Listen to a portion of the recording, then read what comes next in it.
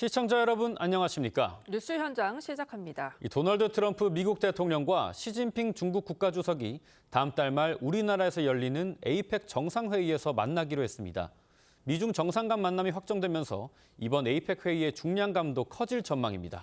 미 정부는 전문직 비자 수수료를 대폭 올리는 안을 발표했는데요. 국제부 취재기자 연결해 자세히 알아보겠습니다. 자, 신은석 기자, 트럼프 대통령과 시 주석 다음 달 경주에서 만나기로 했다고요? 네, 트럼프 미국 대통령은 시진핑 중국 주석과 한국 경주에서 열리는 에이펙 정상회의에서 만나기로 합의했다고 밝혔습니다. 현지 시간 19일 시 주석과 통화한 이후 SNS 글을 통해 알린 내용입니다. 그러면서 양측 모두 에이펙에서의 만남을 고대하고 있다고 덧붙였습니다. 두 정상이 만나는 건 6년 만이자 트럼프 2기 정부 출범 이후로는 처음입니다. 우리나라 입장에선 미중 정상의 동시 방문은 13년 만입니다. 두 정상의 만남으로 이번 에이펙 회의의 판도 커지게 됐습니다. 트럼프 대통령은 내년 초 중국을 방문하고 시 주석도 적절한 시기 미국으로 오는 것에 합의했다고 했는데요.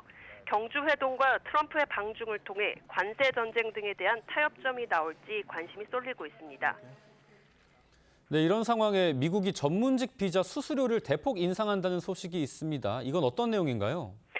네, 트럼프 대통령은 전문직 비자로 불리는 H-1B 비자 프로그램을 대대적으로 개편하는 포고문을 서명하고 H-1B 비자 수수료를 1인당 연간 10만 달러, 약 1억 4천만 원으로 올리기로 했습니다. 기존 수수료인 1,000달러에서 100배 비싸지는 겁니다. 또 체류 기간 매년 같은 수수료를 내고 갱신해야 합니다. 러트닉 상무장관은 6년까지 적용된다며 회사는 해당 인물에 이 돈을 쓸 가치가 있는지를 결정하라고 했습니다. 그러면서 미국인을 고용하라고 했는데 외국인이 일자리를 뺏는다는 인식을 드러낸 것으로 풀이됩니다. H-1B 비자는 과학, 기술, 공학, 수학 분야 전문직을 위한 비자로 기본 3년 체류가 허용되고 연장 가능합니다. 최근 조지아주 한국인 근로자 집단 구금 사태 이후 한미 양측은 비자 제도 개선 방안을 논의 중이었는데 이번에 비자 문턱을 높인 조치가 나오면서 그 영향이 주목되고 있습니다. 지금까지 국제부에서 전해드렸습니다. 네, 들으신 것처럼 트럼프 미국 대통령과 시진핑 중국 국가주석이 다음 달 경주에서 열리는 에이펙 정상회의에서 만나기로 합의했습니다. 정동영 통일부 장관은 군사합의 복원과 관련해 정부 내 협의가 진행 중이라고 밝혔는데 북한은 아랑곳하지 않고 무기 개발에 몰두하고 있습니다. 전문가와 자세히 짚어봅니다. 문성묵 한국국가전략연구원 통일전략센터장 나오셨습니다. 안녕하십니까? 네, 안녕하십니까? 저기 리포트에서도 말을 했지만 2019년 G20 정상회의 때 양국 정상이 마지막으로 만나고 6년 만에 만나는 거라고 합니다. 예. 배경이 좀 궁금합니다. 예, 그러니까 지금 말씀하신 대로 트럼프 대통령이 소셜에 미디어에다 올렸어요. 네. 만남을 고대하고 있다라는 표현까지 썼고요. 그리고 그 소셜 미디어에 올리기 전에 2시간 동안 통화를 했다고 그래요. 이게 지금 미 중간에는 여러 가지 현안들로 첨예한 그런 대립을 이어가고 있지 않습니까? 네. 특히나 9월 초에 천안문 광장에서 푸틴, 김정은과 함께 반미, 반서방 연대를 과시한 그런 대규모 일병식을 보이기도 했어요. 예. 그럼에도 불구하고 중국은 미국과의 협력이 절실하게 필요하거든요. 지금 네. 관세 전쟁을 벌이고 있죠. 그다음에 펜타닐 문제, 반도체 문제, 뭐 이런 여러 히토류 이런 걸로 인해서 굉장히 서로 간에 밀고 당기기로 하는 그런 협상들이 이어지고 있고 특히 트럼프 대통령 입장에서는 중국의 협력이 없으면 우크라이나 전쟁 종결도 쉽지 않다라고 하는 그런 판단 아마 그런 것들이 작용을 해서 이번 에이펙 정상회의 10월 말 우리 대한민국으로서는 참 좋죠. 네. 에이펙 정상회의에 양 정상이 만나기로 했다고 하는 것은 우리로서도 우리에게도 좋은 그런 신호라고 생각을 합니다. 말씀하신 것처럼 미중 정상이 6년 만에 만난다는 소식에 에이펙의 판이 좀 커지게 됐는데 말씀하신 것처럼 우리나라에서 만난다는 것도 의미가 클 것 같아요. 그러니까요. 대통령이 이제 유엔 총회에 가서 연설을 하게 돼 있는데 우리 예. 대통령이 미국의 타임스와 이 기자회견을 했어요. 미국과 중국 사이에 우리 대한민국의 위치를 설명을 하면서 우리 대한민국이 가교 역할을 하겠다라는 그런 표현을 썼는데 예. 어떻게 보면 경주에서 열리는 에이펙 정상회의에 미국, 중국 대통령이 와서 정상회담, 그게 뭐 공식 정상회담이 될지 약식 회담이 될지 거기서 어떤 합의가 이루어질지는 지금으로서는 알 수 없지만 어쨌든 이 경주에서 양 정상이 그것도 트럼프 대통령 취임 이후 첫 만남이 이루어진다는 자체는 굉장히 의미가 있다고 생각이 되고요. 또 시진핑 주석도 사실 우리 대한민국을 오랜만에 오는 것이거든요. 예. 이렇게 보게 되면 우리 이 대통령이 트럼프 대통령과도 만나고 또 시진핑 주석과도 만나서 양자 정상회담이 이어진다는 점에서는 의미가 있다고 봅니다. 여기에 더해서 이 트럼프 대통령이 내년 초에 먼저 중국을 찾고 시진핑 주석도 이 적절한 시기에 미국을 방문하기로 했습니다. 센터장이 짚어주신 것처럼 저희가 알기로는 뭐 열병식이나 무역 관계 등으로 양국 관계가 경색돼 있었지 않습니까? 그런데 첨예한 갈등 사안들이 있으니까 이건 뭐 만나지 않고서 해결할 수 없다. 이런 합의가 좀 있었던 걸까요? 저는 지금 어떻게 보면 고위급 접촉들이 계속 이어지고 있거든요. 하나하나 사안들을 지금 해결해 나가고 있고 지금 첨예하게 지금 대두되고 있는 건 이제 틱톡 문제가 있는데 예. 틱톡과 관련해서 시진핑 주석이 양해를 했고 다시 말하면 미국 기업이 틱톡의 미국 내 소유권을 소유하게 됐고 네. 미국이 우려하는 그 보안 유출 문제 이런 것들을 해결하는 접점이 마련된 것 같아요.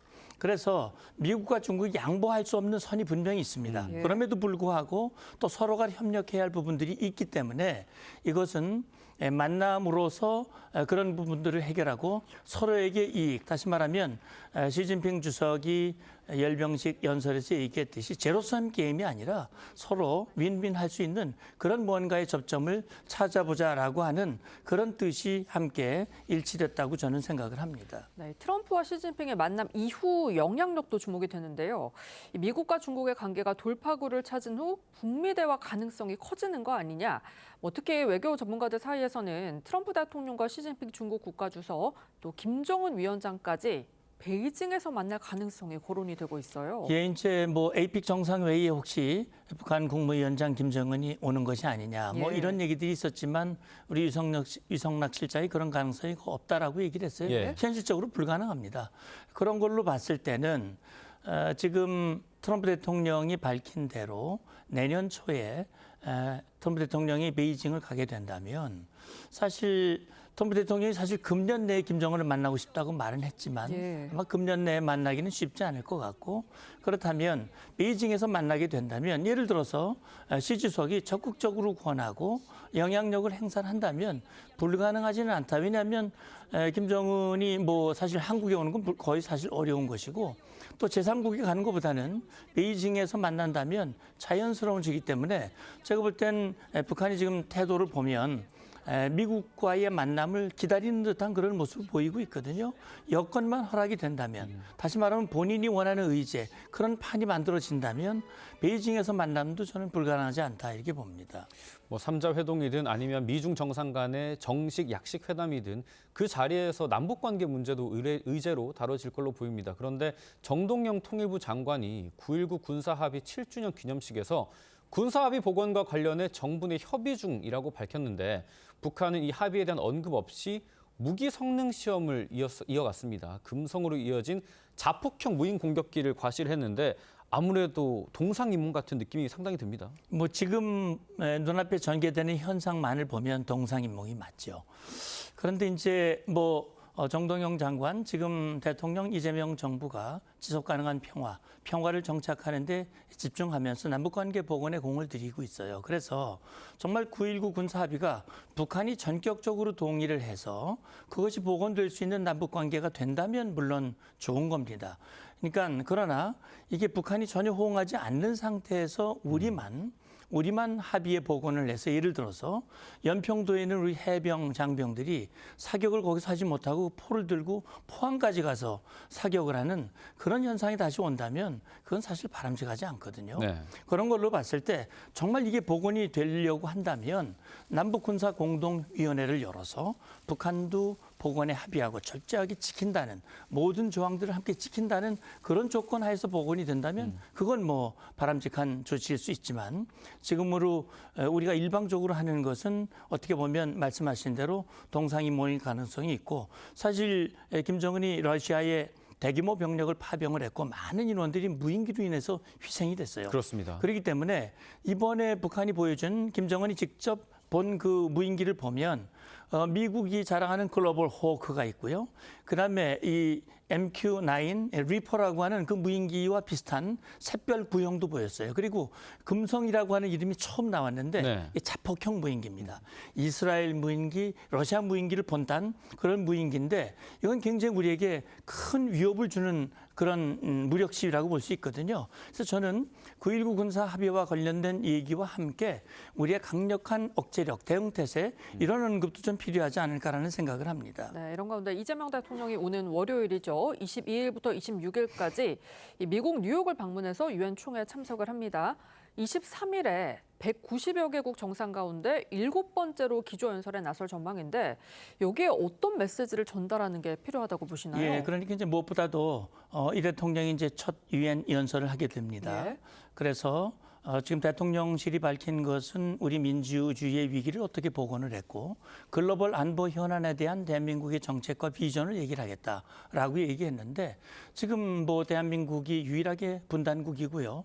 북한의 위협을 받고 있습니다. 유엔 안보리에서 북한 비핵화에 대한 이미 결의를 했고요. 그래서 유엔 그 안보리 결의에 따라서 한반도 평화를 위해서는 무엇보다도 북한의 비핵화가 중요하고 또 사실 북한 인권 문제에 대한 관심도 국제사회에 환기시킴으로써 우리 정부가 국제사회 룰을 따른다고 하는 그런 것을 보여주는 것도 좀 필요하지 않을까 생각을 합니다. 예. 네, 미중 회동과 남북 상황 문성묵 한국국가전략연구원 통일전략센터장님 모시고 얘기 들어봤습니다. 감사합니다. 감사합니다.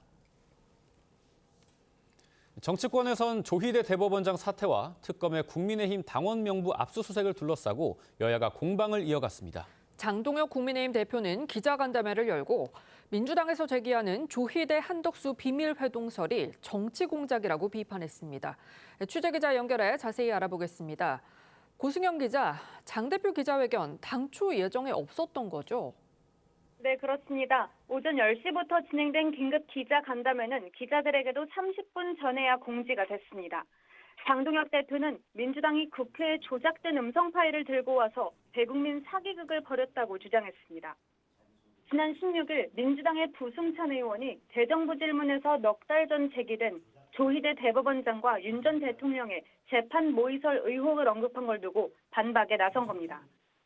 장 대표는 이번 사건은 단순한 가짜뉴스 유포가 아니라 대법원장을 몰아내고 사법부를 장악하려는 정치 공작이라고 했습니다.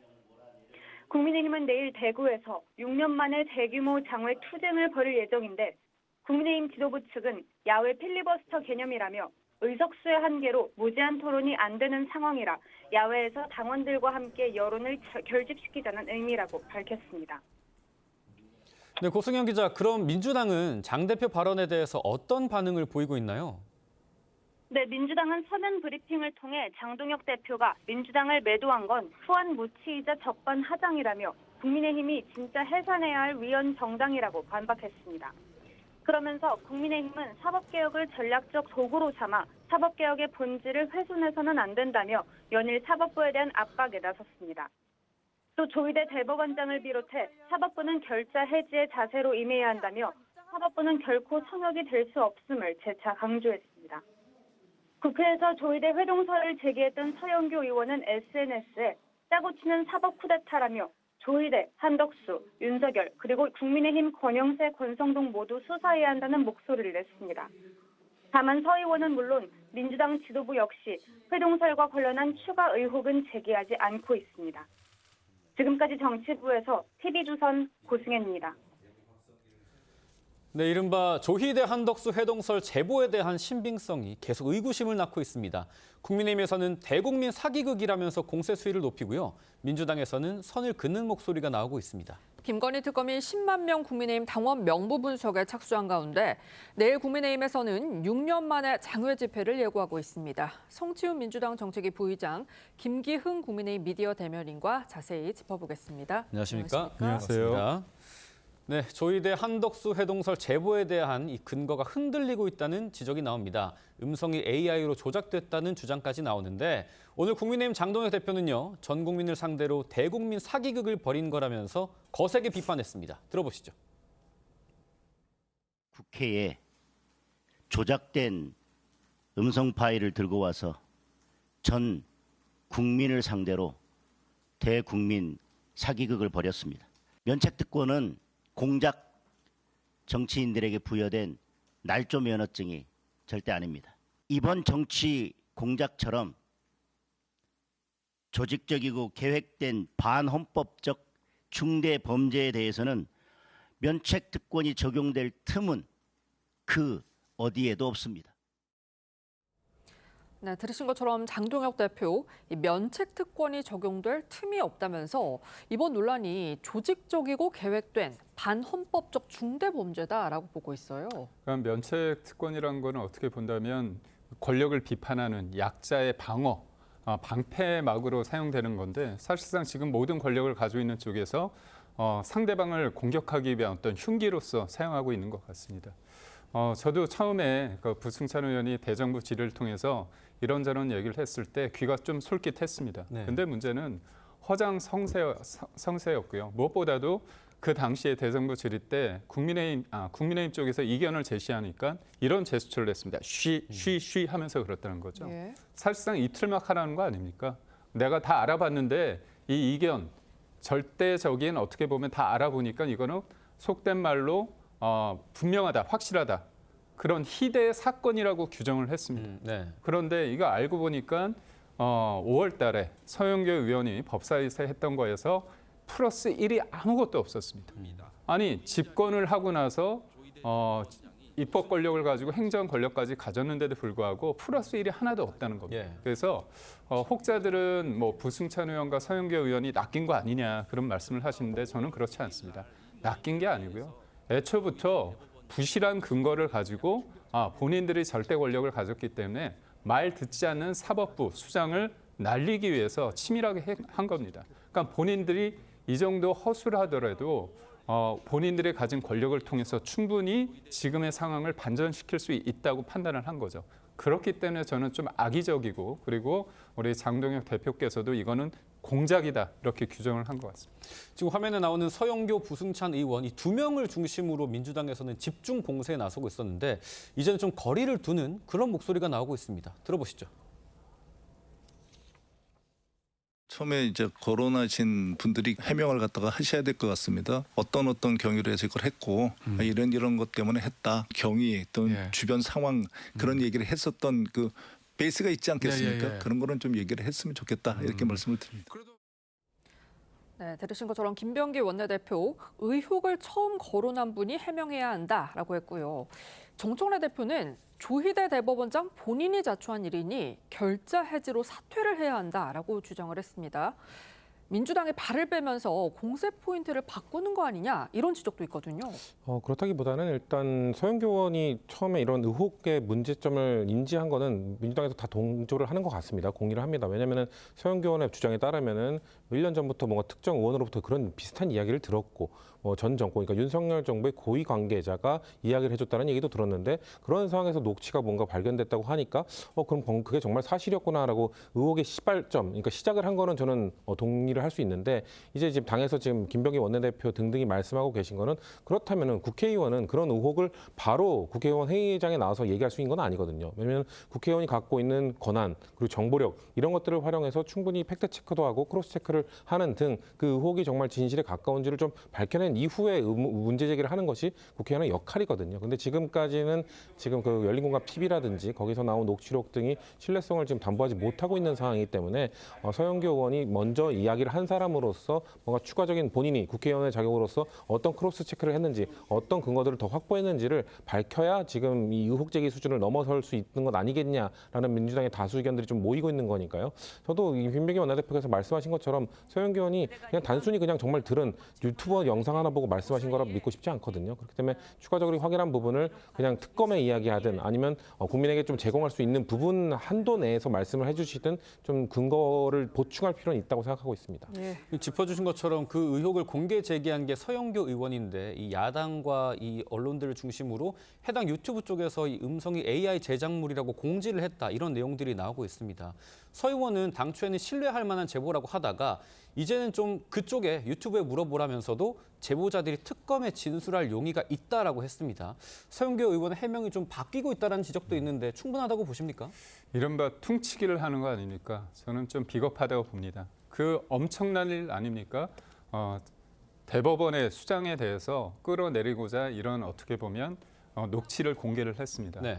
그렇다면 제가 낚이지 않았다고 단호하게 제가 말씀드릴 수 있는 이유가 뭐냐면 최소한 본인이 이게 맞는지에 대해서 사실관계를 좀 적극적으로 알아볼 그런 기회나 의지가 전혀 없었다는 겁니다. 그 열린공감TV 그 유튜버에서 최근 방송을 보면 며칠 전에 서영교 의원한테 전화가 왔다는 겁니다. 네. 자기가 모르는 번호였다는 거야. 예. 그러니까 이 녹취에 대해서 알고자 하는 최소한의 그런 노력이 있었다면 당연히 이걸 근거로 얘기를 하면 당연히 알아봐야 되지 않습니까? 그러니까 네. 서영교 의원이나 부승차 의원은 애초부터 사실관계는 중요치 않다는데 더 악의성이 있다고 보고요. 이거는 단순히 이 건만이 그런 게 아니라고요. 그 청담동 술자리에서 그 김의겸 예. 당시 의원이 첼리스트한테 전화를 한 번도 안 했다는 겁니다. 그러니까 첼리스트 입장에서 얼마나 황당합니까? 자기 남자친구한테 자기가 사실상 늦게 들어가는 부분에 대해서 거짓말을 했는데 그게 갑자기 국회에서 재연이 된 거 아닙니까? 음성이 나온 거 아닙니까? 이번에도 대한민국에서 가장 화들짝 놀란 사람이 누굴까? 저는 유튜버라고 봅니다. 왜 그 유튜버 입장에서는 코너명 자체가 믿거나 말거나 내용 아니었습니까? 그리고 본인이 이거 뭐 AI 관련해가지고 만들었다고 음성을 그런 얘기까지 했는데도 불구하고 그게 버젓이 5월 달에 법사에서 나오고 4개월에 지난 상황에서 똑같은 레퍼토리로 대정부 질의에서 나왔다는 거죠. 그렇기 때문에 이쪽에서는 수습을 우리는 보도한 게 아니다. 이거는 우리가 일종의 예능성 성격이 있다. 그런 쪽의 얘기까지 한 거 아닙니까? 네, 국민의힘은 지금 서영교 부승찬 의원을 허위사실 유포 혐의로 고발 조치를 할 거다. 형사고발, 국정조사 등 가능한 모든 수단을 동원을 하겠다고 밝혔습니다. 허위사실 유포에 해당이 될지 또 국정조사 등은 힘을 얻을지 어떻게 전망을 하시나요? 일단 고발 조치가 됐기 때문에 수사가 진행이 되겠죠. 조사가 진행될 거고 그럼 서영교 의원이 지금 말하고 있는 그 정보들, 근거들을 조금 더 제공을 할 수밖에 없게 될 것이고요. 지금 서영교 의원이 말씀하시는 거에 따르면 제보자들은 조사에 응할 생각이 있다라고 하고 있기 때문에 그분들이 가서 아마 서영교 의원도 그분들에게 전달받은 것이기 때문에 어떤 근거로 그런 이야기를 전달했는지에 대해서 아마 밝히게 될 겁니다. 만약에 그런 거에 문제가 있다고 하면은 그 추가적인 조사나 이런 것들이 이어질 수 있겠습니다만 그분들이 말한 게 정말 근거가 있다고 생각이 되면 오히려 경찰이나 검찰의 수사 방향은 다른 쪽으로 흘러갈 수 있는 것이거든요. 그렇기 때문에 일단 국정조사 지금 아직 경찰 이제 고발 조치되고 수사도 시작되지도 않았는데 국정조사를 벌써 운운하는 것은 이 사건을 계기로 해서 뭔가 국민의힘이 이걸 정쟁화시키고 뭔가 이 본인들이 받고 있는 이 위헌 정당에 대한 위협을 오히려 민주당에게 좀 더 씌우려고 하는 게 아닌가라는 말씀드리고 싶습니다. 예. 이것과 유사했던 이 첼리스트 의혹 같은 경우도 민사소송에서 한동훈 당시 대표에게 8천만 원을 지불하라 이런 판결이 났지만 면책특권 때문에 이 허위사실 유포에 대한 형사상 책임은 제한이 됐었습니다. 국민의힘에서는 이 미확인 제보를 이용해서 대법원장 거취를 압박하는 건 삼권 분립 침해다. 정당 해산 요건에 해당한다라는 주장도 나왔습니다. 정당 해산 요건으로 이제 무기를 삼아서 민주당 공격하는 건데 좀 형국이 바뀐 이 상황을 좀 어떻게 보십니까? 아마 본인들이 지금 정당 해산에 대한 공격을 받고 있는 상황이다 보니까 지금 국민의힘이 갖고 있는 것도 많죠. 정교 분리의 원칙도 위배했고 정당 운영의 민주성도 위배했기 때문에 이 반헌법적 운영을 했다라는 차원인데요. 저는 그 대법원장의 거취를 우리가 억지로 뭔가 끌어내리기 위해 뭔가 정말 탄핵 소추까지 하고 한 거라면은 이런 비판을 할 수 있을지도 모르겠습니다만 지금 입법부의 역할은 사법부를 견제하는 역할도 있는 겁니다. 그러니까 견제 차원에서 입법부의 국회의원들이 사법부를 향해서 조희대 대법원장을 향해서 잘못된 것을 바로잡으라는 얘기는 충분히 할 수 있는 것이기 때문에 그런 것 때문에 위헌 정당으로 해산해야 된다라는 주장은 저는 본인들이 받고 있는 거를 오히려 지금 물타기를 하기 위해서 주장하는 거다라고 말씀드리고 싶습니다. 네, 이런 가운데 김건희 특검팀은 국민의힘 당원 약 500만 명 가운데 10만 명 이상이 통일교 교인으로 확인됐다며 당원 명부 분석 착수를 했는데요. 국민의힘에서는 정상적 범위라고 주장하고 나섰습니다. 120만 명단을 가지고 오면 그중에 한 12만 정도는 우리 당원 명부에 들어와 있을 개연성이 통계학적으로 아주 많죠. 그게 정상적인 숫자다. 저는 그렇게 생각을 합니다. 뭐 국민의힘에서는 5천만 국민 중에 한 10% 정도가 국민의힘 당원이다. 그러면서 이제 통일교 120만 명 중에 10%, 12만 명이 있는 거는 이 통계학적으로도 합리적인 일이다라고 얘기를 하고 있는데 뭐 정상적인 범위다, 문제가 될 게 없다 이런 말씀이시죠? 우선적으로 저는 특검이나 민주당이 통일교는 없어져야 될 대상입니까? 아니잖아요. 그 부분을 좀 저는 묻고 싶고 또 하나는 뭐냐면 우리나라가 5천만인데 국민의힘이 민정당 시절, 민주당 시절부터 했을 때 한 500만 명이 됐습니다. 그래서 여기는 지금 일반 당원과 책임 당원이 있는데요. 책임 당원은 지금 저걸 내고 있는 겁니다. 당비를 내고 있는 분들을 얘기하고 네. 일반 당원은 당비를 내다가 지금 내지 않은 분들, 그런 사람까지 포괄적으로 봤을 때 일반 당원 포함해서 500만 명입니다. 그렇다면 5천만 명 중에서 500만 명이면 10%잖아요. 그런데 지금 특검이 통일교로부터 받은 신자 수가 120만 명이라고 하는데 지금 보니까 10만 명 정도가 나왔다고 한다면 10% 내외 아닙니까? 예. 그렇다면 같은 비율로 봤을 때 이게 튀는 수치가 아니라는 거고요. 본질적인 건 뭐냐면 지금 특검이 문제가 뭐냐면 문제가 제기되고 있던 2023년도 전당대회 그 즈음의 기간 동안에 사람들이 얼마나 늘었느냐가 중요합니다. 그때 늘어난 시점이 16만 명인데요. 그 가운데 그 통일교 사람들이 는 게 3천 명이라고 합니다. 네네. 그렇다면 그게 본질적인 3천 명이 더 중요한데도 불구하고 자꾸 언론을 통해 가지고 10만 명이 늘었다 이런 식으로 얘기하면 본질을 호도한 게 아닌가 싶습니다. 그런데 뭐 집단의 성격을 무시하고 어느 집단이든 10%가 우리 당원에 포함될 수 있다 이렇게 말하는 건 조금 논리에 어긋나지 않나 이런 지적도 가능해 보입니다. 그러니까 통계학적으로 완벽하게 틀린 이야기를 하고 있는 겁니다. 그러니까 무작위로 선출을 해서 뭐 120만 명을 뽑았다. 그러면은 그 비슷한 비율이 나오는 게 당연한 거죠. 왜냐하면 성별, 세대, 교육 수준, 소득 수준 이런 것들이 랜덤하게 뽑을 경우 국민 수준과 비슷하게 맞춰지기 때문이죠. 근데 여기에 120만 명은 뭡니까? 통일교인이라는 변수가 들어간 겁니다. 변수가 들어가는 순간 그 통계학적 가치를 깨지는 겁니다. 그렇기 때문에 지금 송원석 원내대표는 이 통계학의 기본 원리를 무시하고 그냥 호도하기 위해서 저런 발언을 하고 계신 거란 말씀을 드리고 싶고요.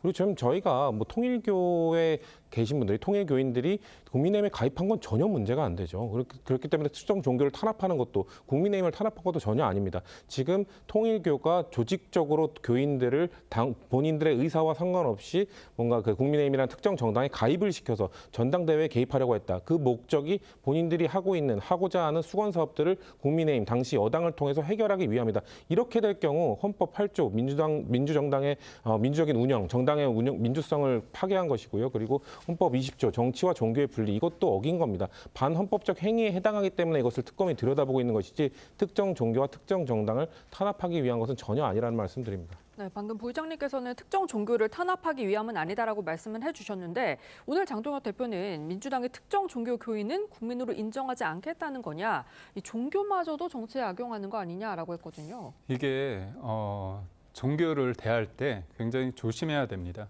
종교의 자유가 분명히 있고 통일교가 이른바 개신교 사회에서 봤을 때 좀 다른 어떤 판단을 받고 있지 않습니까? 네. 그러니까 소위 말해서 다수와 소수의 관점에 있을 때 소수이기 때문에 좀 민주당이 편하게 그리고 특검이 편하게 뭔가 대하는 게 아닌가에 대한 인식이 저는 있다고 봅니다. 그리고 무엇보다도 제일 중요한 거는 뭔가 조직적으로 영향을 줬다고 한다면 특검이 압수수색을 통해 가지고 당원들의 명단을 가져갈 때 그 시점을 특정한 사람들만 가져가야 되는 거잖아요. 그런데 아니 통일교 신자로서 한 10년 전에 당원이 됐던 그런 사람들의 명단을 가져간다는 자체가 어불성설이고요.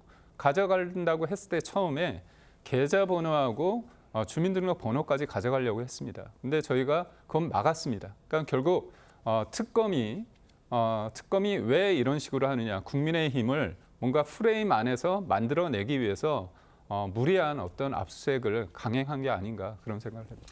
네, 김건희 특검 거듭된 압색 끝에 당원 명부를 확보를 했습니다. 이 수사에 몰리고 있는 국민의힘은 내일 대구에서 6년 만에 대규모 장외 집회를 열고 민주당과 특검이 사법부와 국민의힘을 압박하고 있다 이렇게 규정하면서 규탄할 예정으로 알려졌습니다.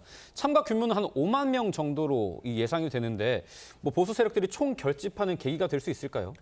우선적으로 야당에 대해서 이재명 대통령 협치를 말씀하시지만 결국은 뭐 아예 대놓고 특검을 통해서 그리고 위헌 정당을 한다고 여당 대표가 그렇게 계속 말씀하시지 않습니까? 저희가 그런데 단순히 야당에 대한 그것뿐만이 아니라 야당 그리고 검찰도 아예 없애려고 하고 사법부도 뒤흔들고 있습니다. 그래서 1년에 대한민국이 과연 제대로 가고 있는지 그리고 의석수가 많다는 이유로 본인들이 법을 통해서 이재명 대통령의 사법 리스크를 줄이고 그리고 사법부마저 새로운 사법부를 만들고자 하는 특별 재판부까지 만들고자 하는 이런 헌정 질서를 유린하고 법치를 깡그리 무시하는 이런 상황에 대해서 저희는 가만히 있을 수 없다는 거죠. 네. 그래서 모든 것들이 이제 누울 자리를 보고 다리를 뻗는다고 했는데 지금의 상황이 국민들이 당원들이 광장에서 거리에서 분명하게 절실함을 가지고 할 수밖에 없는 여건이 조성됐다고 봅니다. 네, 그런데 내일 집회 때 보통 뭐 전당대회나 집회 때 볼 수 있었던 일부 깃발과 피켓 사용은 전격 금지를 한 걸로 알려졌거든요.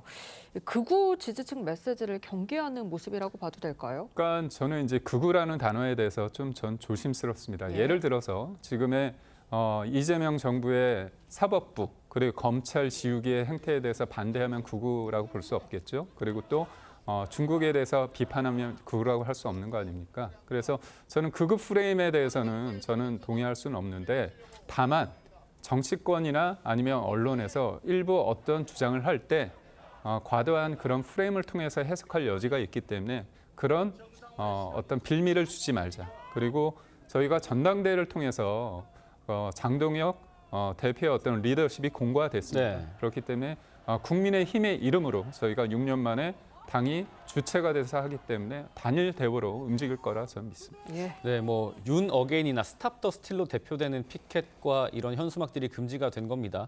어찌됐든 거리로 나가게 되면 그쪽에 있는 뭐 극우라고 분류하는 건 상대적입니다만 그런 어떤 길거리에 있는 그런 세력들이 편입하게 되는 것이 보수 정당으로서는 좀 우려가 될 수도 있다. 민주당 입장에서도 그 부분을 좀 어떻게 보시는지 궁금해요. 못 막을 겁니다. 부담이 됨에도 불구하고 피켓을 금지한다고 해서 그분들이 받은 피켓만 쓰는 게 아니라 본인들이 피켓을 작성해서 갖고 오는 거기 때문에 막을 수가 없고요. 혹시나 그분들이 말씀하셨던 뭐 스탑 더 스틸이 됐든 윤 어게인이 됐든 그런 피켓을 들었을 때 그분들의 피켓을 뺐을 겁니까? 아마 그분들의 피켓을 뺏게 되면 지금 전환기 씨가 만약에 한국에 왔다면은 그거에 대해서 국민의힘은 이 진정한 보수의 목소리를 입틀막하지 말라라고 하면서 저는 항의할 거라고 보거든요. 본인들이 이 탄핵 정국에서 그분들의 손을 잡았기 때문에 지금 놓을 수 없을 거라고 좀 보고 있습니다. 네, 지금까지 정치권 쟁점 짚어봤습니다. 두 분 말씀 여기까지 듣겠습니다. 감사합니다. 감사합니다. 맞습니다.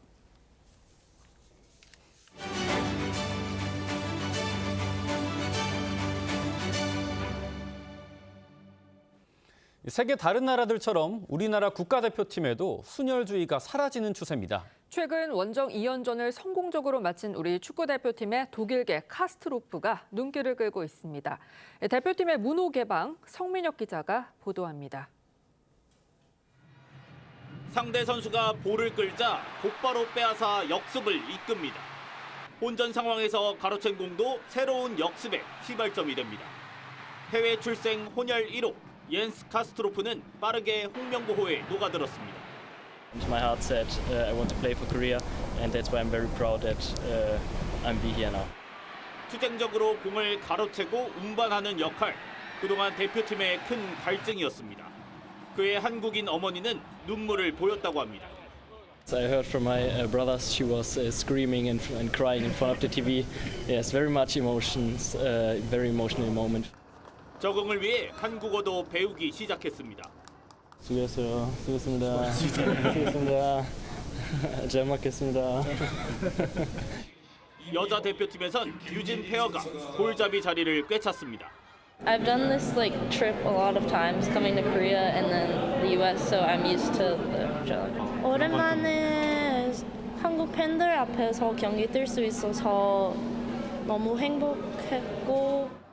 우리나라가 선구적인 건 아닙니다. 검은 피부의 저메인 류. 3월 동아시아컵 홍콩전에서 4골을 몰아치며 일본의 승리를 이끕니다. 한국을 상대로는 결승골까지 터뜨리며 대회 MVP까지 거머쥐었습니다. 당시 일본 대표팀엔 료뿐 아니라 프랑스 피가 섞인 골키퍼 피사노와 나이지리아계 풀백 헬리까지 혼혈 선수가 셋이나 됩니다. 주전 골키퍼도 가나계인 자이온일 정도로 일본은 귀화 선수 영입에 진심입니다. 중국도 축구 굴기를 위해 페이난도와 같은 브라질 선수를 적극 귀화시킵니다. 심지어 인도네시아는 지난해 11월 발표한 명단 27명 가운데 절반이 넘는 15명이 귀화 선수였습니다. 대부분 네덜란드계인데 사령탑도 네덜란드 출신 클라이베르트로 바꿨습니다. 전력 강화를 위한 개방의 물결, 순혈주의는 이제 옛말입니다. TV조선 성민혁입니다.